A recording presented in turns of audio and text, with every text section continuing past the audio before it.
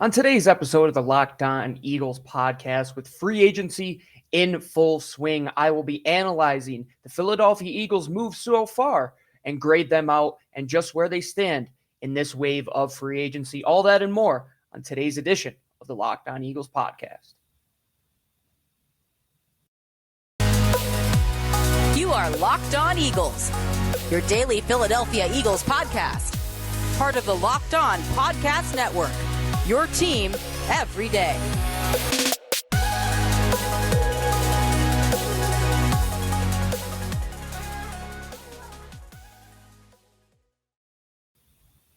I appreciate everybody tuning in to this Tuesday edition of the Locked On Eagles podcast. I'm your host, Gino Camilleri, and this edition of the show is brought to you by our friends over at Rock Auto. Today's episode is brought to you by Rock Auto. Amazing selection, reliably low prices, and all the parts your car will ever need. Visit rockauto.com and tell them Locked On sent you.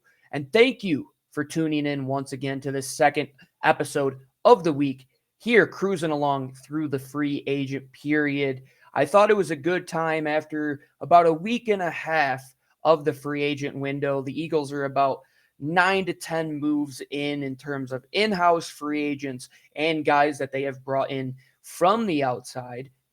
Thought it was a perfect time to go ahead and grade out this free agency period. I know a lot of college kids and my high school students are on spring break currently, and right before spring break, you always take your midterms and you're just waiting to get those grades back when you come back from spring break after enjoying yourself. And that's what we did in the first week and a half. We enjoyed ourselves in free agency. It's always a fun time to look at the NFL, watch the reality television show that is so great each and every season, and now more than ever, especially with the quarterback carousel being as crazy as it is. You saw big names moved in trades. I mean, Khalil Mack moved again this year. A bunch of quarterbacks are moved. There's names that are still on the market in terms of free agents. Tyrann Mathieu is on there. Terron Armstead has yet to pick his destination. Not that the Eagles would be interested in either of those guys, but there is still a ton of talent left out there for the Eagles to sign. And we talked about this on yesterday's show, and our friend over at NBC Sports, good old Rube, posted a tweet 2 days ago when people were getting a little frustrated with Howie Roseman and saying, why is he so quiet in this free agent period? And he reminded us of 2017 and when those additions came. And you look at guys like Chris Long, we had LeGarrette Blount in there. Jay Ajayi wasn't even acquired until the middle of the season. A lot of those free agents weren't even acquired until the middle of the summer. Corey Graham was signed after my birthday, which is August 1st. He was signed August 3rd. This team has a ton of time to continue to make additions. And what I believe the Eagles are doing currently is sitting and waiting around to see if the talent pool kind of stays the way it is. Maybe those contracts in the first round were a little hectic, but wave 2 and 3, they just start to be a little more gentler and gentler on the pocketbook, especially getting closer to the draft, where teams are now turning to the draft rather than these high-profile free agents. And I believe that's where the Eagles are right now. Not to say that a move couldn't happen as I'm recording the show. Of course it can. It's Howie Roseman and the Philadelphia Eagles. But as of right now, I'm going to go through offense, defense, and of course the one special team signing that this team made throughout this show and grade them out based on the contract, based on the fit, based on the length of the deal. Because I've said many times on this show, you're not seeing these 6-7 year deals that you saw in years past, not even for quarterbacks. This league is a 3-year window. You really have to capitalize on these 3-year terms. Look at the 2017 Eagles. They tried to run it back in 18. They tried to run it back in 19, and that was their window. Didn't work out due to some of the signings and some of the reactive nature of the draft rather than proactivity prior to those seasons. But now I believe the Eagles are in that proactive state where these free agent signings are allowing them to set up optionality down the road while at the same time addressing areas of need. And I want to get into that right away, starting with the defense and starting with the very first move that the Eagles made in this free agent window, and that is signing edge rusher or a defensive weapon, as he likes to say in his own Twitter profile, Hasson Reddick. And it looks that the Eagles are going to be paying a pretty budgetary price on an edge rusher. You look at the market and what these edges are getting. Even Von Miller got $34 million guaranteed. That's more than Hasson Reddick, who's almost a decade younger. I'm a little under a decade younger than a guy like Von Miller. Hasson Reddick, 3 years, $45 million. That's $15 million average annual value.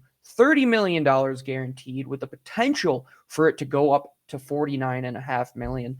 I put an A grade on this contract all day long, especially in this market where guys like Chandler Jones, Von Miller, who I've mentioned before, guys who are on the other side of 30 are still being paid hefty prices for their services, and rightfully so. You look at the AFC West right now, it's an arms race at the edge position.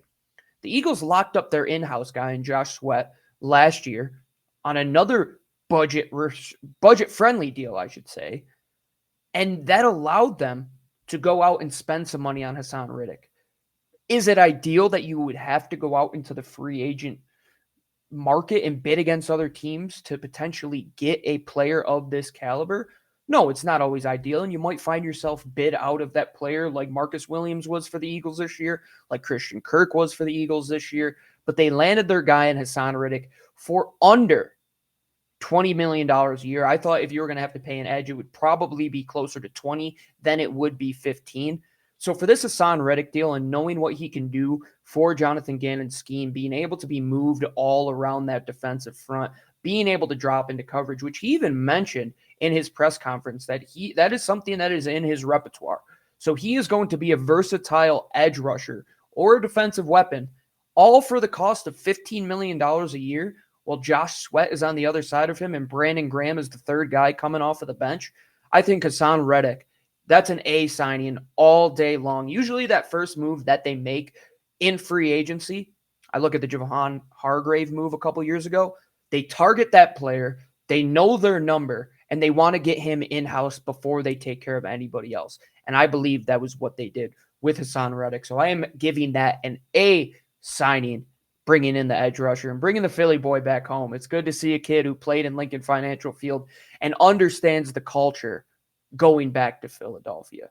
Another guy who really understands the culture of Philadelphia and who has been here for quite some time. But there was a 24-hour window where we did not have him in Philadelphia. He was not under contract last weekend, but he did sign back, and that is the big man, number 91, Fletcher Cox. And this deal, 1 year, $15 million. I gave it an A+. And why I did that is the optics of this deal and how bad it was prior to what they had did in this restructure / release / funny accounting, as many people like to say, but it's just Howie Roseman having a good understanding of how the salary cap works. So what they did last year was they pushed a ton of that money in that extension down the road to 2022 and 2023. And it looked as if they were going to move Fletcher Cox. It would have cost them nearly $40 million in dead cap. Instead, Howie Roseman designates him as a June 1st cut, which opens up the $18 million that he was going to be owed, saves them nearly $20+ million of dead cap.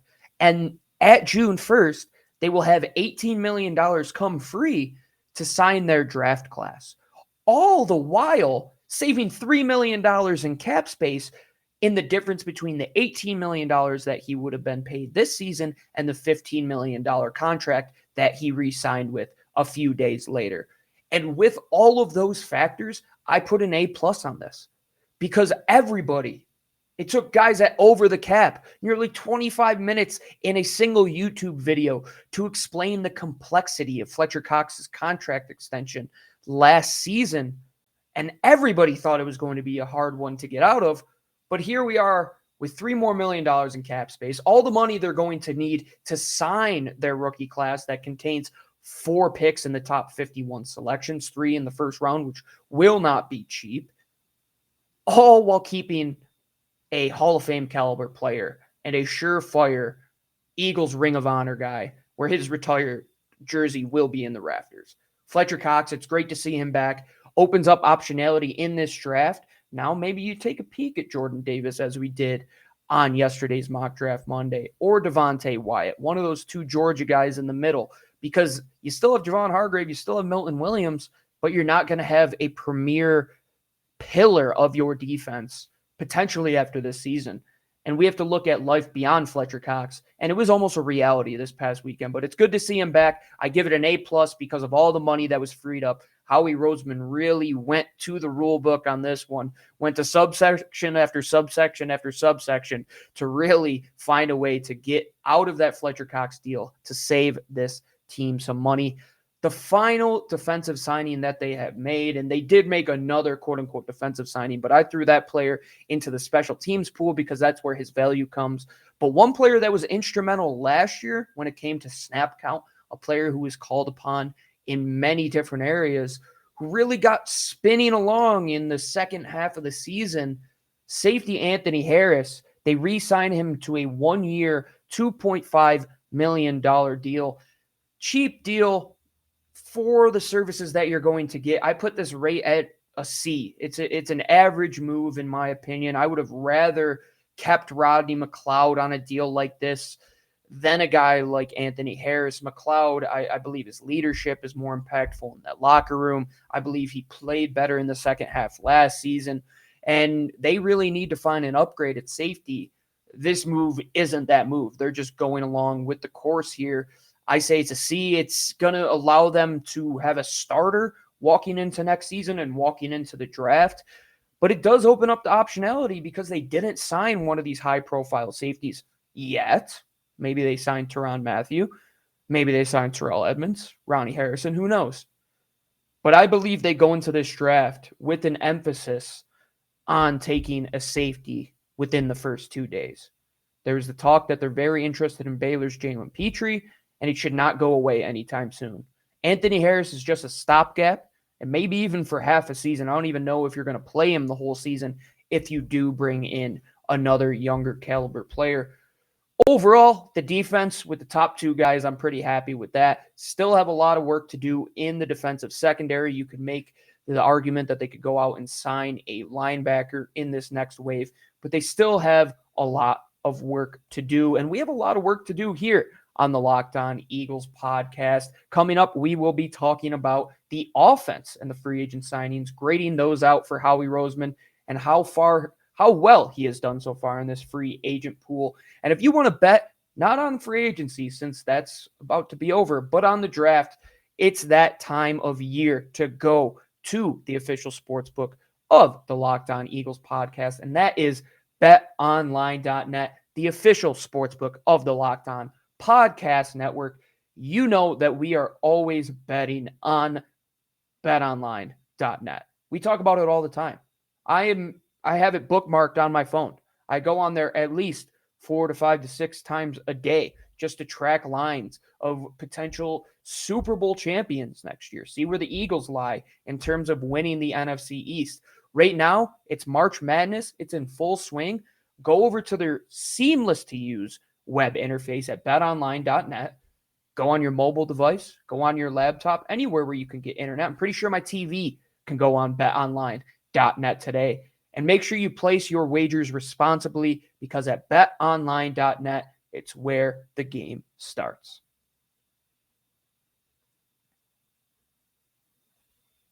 All right, everybody, welcome on back to segment 2, talking offense here on the Locked On Eagles podcast in this free agent window, where these free agency signings grade out. And once again, thank you for joining me, Gino Camilleri, here on the Locked On Eagles podcast. We thank you for making it your first listen each and every day, and make sure you are following Locked On NFL, because Locked On experts covering the biggest stories will give you them in 30 minutes or less, Monday through Friday, and it's free and available wherever you get your podcasts. just like the Locked On Eagles podcast. You can check us out anywhere you get your pods. Check us out on YouTube as well. Just surpassed 500 subscribers, so thank you for everybody who's tuning in there. And make sure you see our pretty faces each and every day. I'm just kidding. You probably want to listen to the audio with the way Lou and I look. We're very self-aware of how we are. The one thing that you do come to listen to on this airwaves and watch on these airwaves is news about the Philadelphia Eagles, and there has been a ton of that on the offensive side of the ball.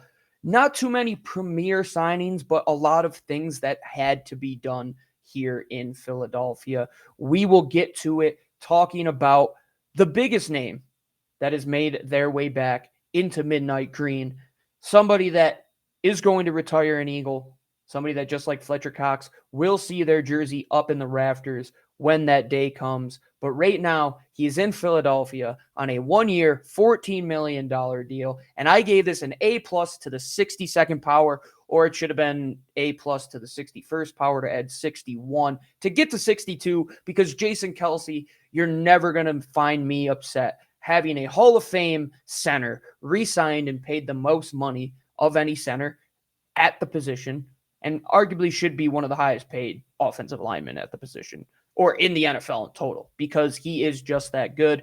He was instrumental in multiple different quarterbacks succeeding in Philadelphia, having great seasons here. He snapped for guys like Nick Foles, Carson Wentz, going back to the days of late Andy Reid when he got out of town. I mean, he's been here forever, and he's going to continue to be here until the day he does say retire.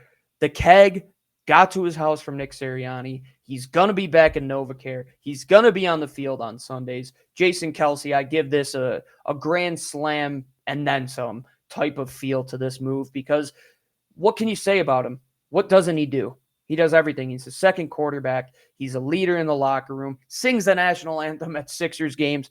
He's just beloved by everybody in Philadelphia. He'll never buy a beer again in the city. And you know what? He arguably should have a statue outside of Lincoln Financial Field.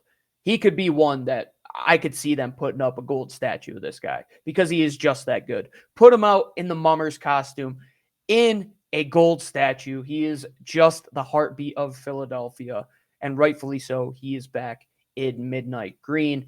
Talking about another guy who is back in Midnight Green, a player who they didn't tender, but they ended up getting a deal done. The giant killer, a small man, but big in heart. Somebody who in that backfield was a reliable weapon for the past few seasons, was second in touchdowns on the team, if I'm not mistaken, last year. Boston Scott, what can't he do? He's available in the return game for you. He's a fantastic piece to have in the pass game. They get him for 1 year, $1.75 million. 1.1 of that is guaranteed, and he can earn up to $2.25 million, which puts him under the amount that they would have had to tender him at for the right of first refusal, which is the lowest number on the tender chart. I give this a B+, because Boston is a key piece to this offense, in my opinion. When Miles is out or Kenny G is out, who's always there? Who's the guy that is available and is on the field? It's Boston Scott. Who's the guy they put back there when none of the returners are going right and none of them can figure out how to go north and south? They put Boston Scott back there. Just a do-it-all type of guy. You get him for under $2 million. You get him under that tender number. You didn't have to tender him and lose the risk that he could be signed elsewhere, because there are teams that were interested in Boston Scott. I give this a B+. B+ for Boston. Of course, you got to keep him here in Philly. You got to have all the guys named after cities here in Philadelphia.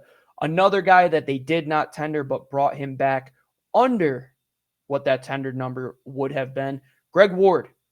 I give this signing a B-. I say it's a lot like that Anthony Harris type of move, where you're not giving him a lot of money. He gets $1 million, 0 of it's guaranteed. So he could just be a camp body when this is all said and done. He could be cut before the season and it wouldn't cost them anything.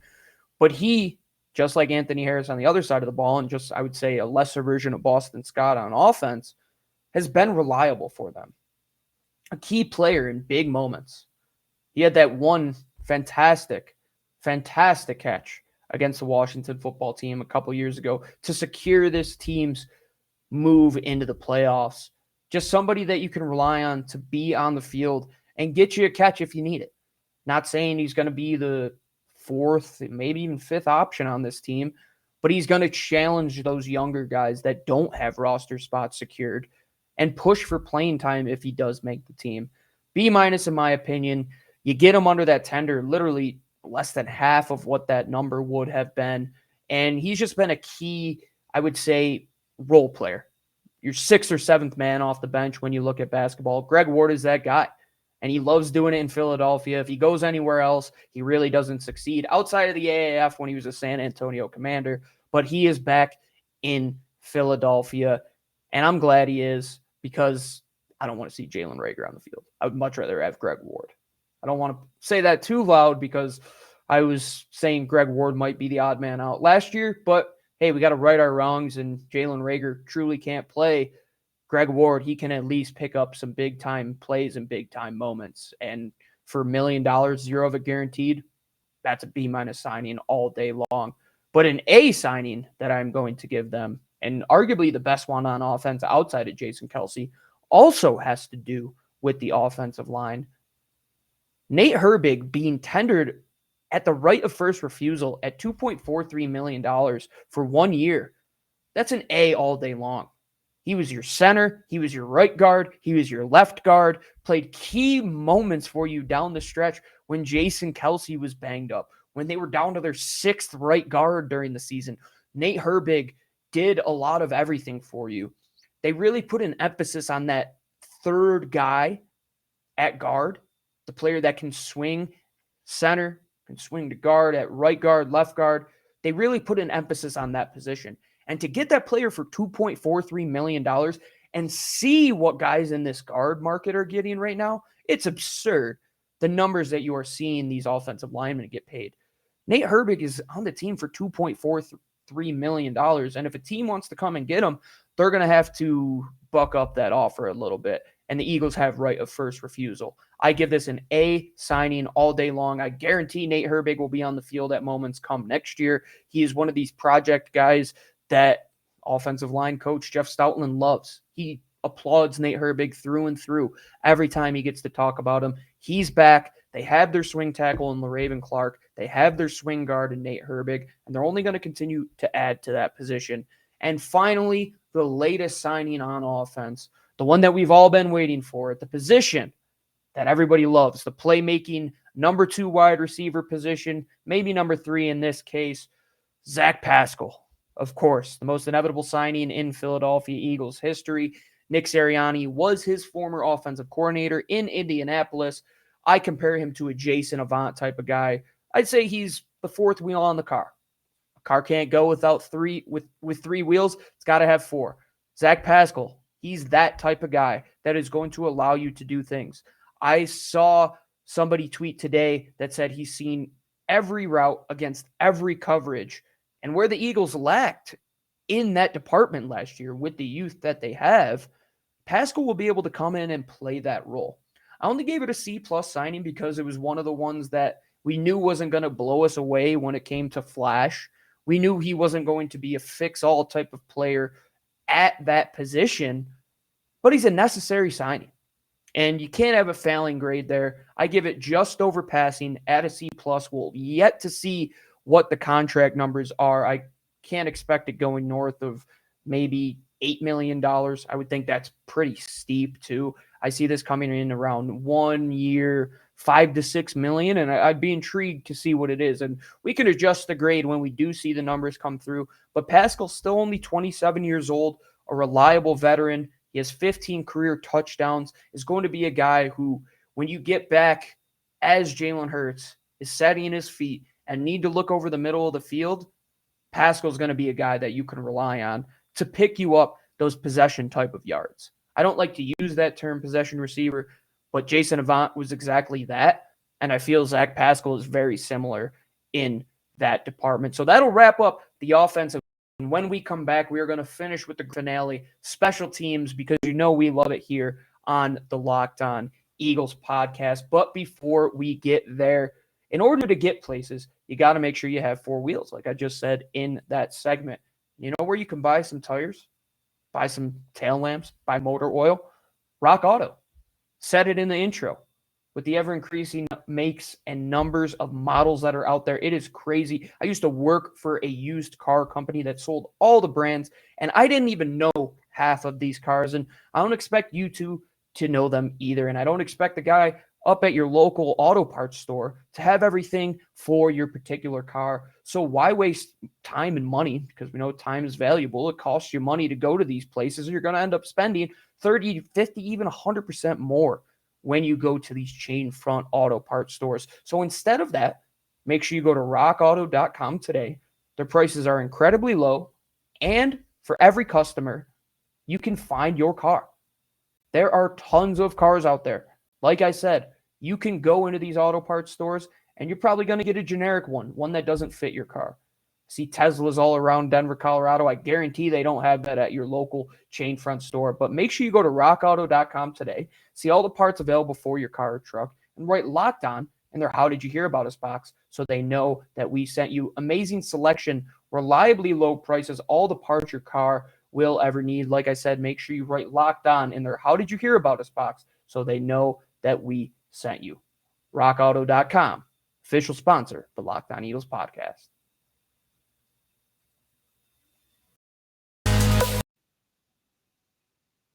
Welcome on back, everybody, to this final segment of the Locked On Eagles podcast. I'm your host, Gino Camilleri, as always, and we are finishing it up with the most important position on this team, special teams.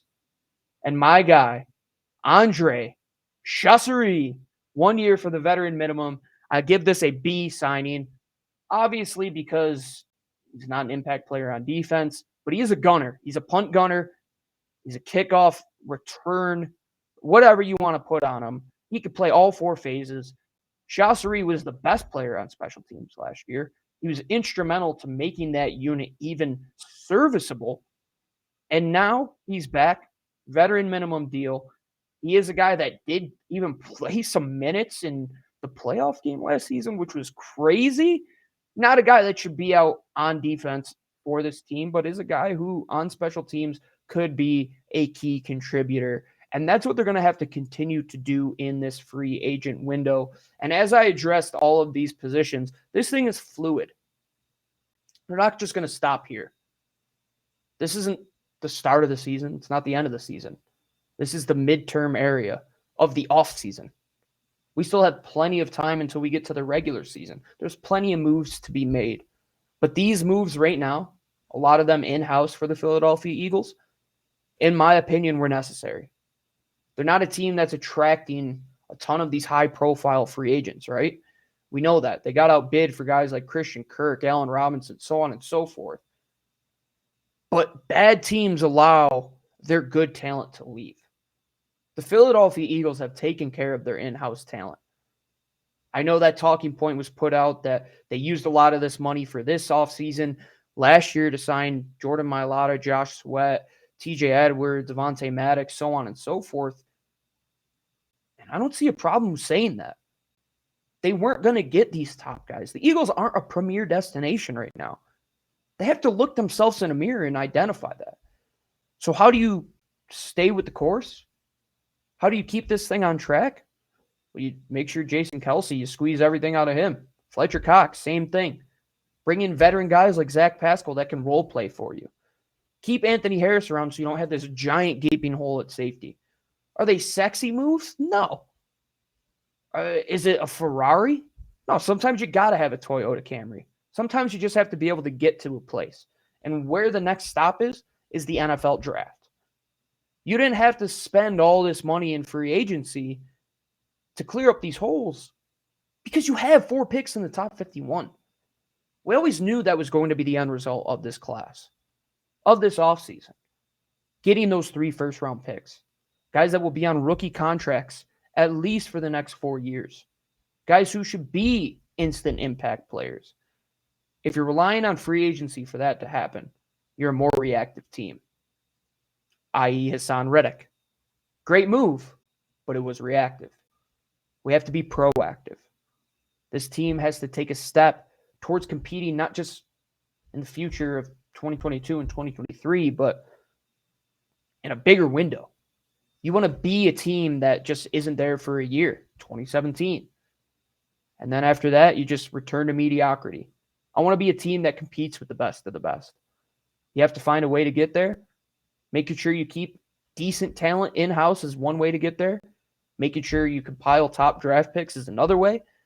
And signing high-impact youth players that are going to be key building blocks in Hasson Reddick are absolutely an avenue to get there. And we thank you for getting here on the airwaves of the Locked On Eagles podcast each and every day, 5 times a week. And we thank you for making it your first listen each and every day. We will be back Wednesday. We are talking quarterback one, as always, getting into the situation around the NFC. Where does Jalen Hurts stand in terms of the rest of the guys out there in the conference? But make sure after this, you make the Locked On NFL Draft your second listen of each and every day. Ryan Tracy and former NFL cornerback Eric Crocker bring NFL Draft to life each and every day with insight and analysis on college football prospects and NFL front offices. It's free and available wherever you get your podcasts. Just like the Locked On Eagles podcast, make sure you check us out at Odyssey, Apple, Spotify, Stitcher. Make sure you subscribe there. Make sure you go check us out on YouTube. We just got over the hump at 500. We want to get to 1,000 subscribers before the draft. Make that possible for us. And you can follow along when we do the mocks, when I put up graphics on the screen today, talking about the contract numbers. I put that all up here on the YouTube. It will be available for you for free. For free. What can you get for free today in this world? Well, YouTube, you could get our podcast, get any of the Locked On Podcast Network podcasts. And thank you, as always, for making this show your first listen each and every day. You can subscribe to the show at Locked On Birds on Twitter. You can find me at GC24_football. Find my co-host at DiBiase LOE. We are talking Birds 365 days a year. Let's be honest. We're always talking this team, and we're always doing it here on the Locked On Eagles podcast. We will catch you tomorrow. Thank you for tuning in. Thank you for listening. Thank you for downloading and subscribing. I'm Gino Camilleri signing off. Fly, Eagles, fly.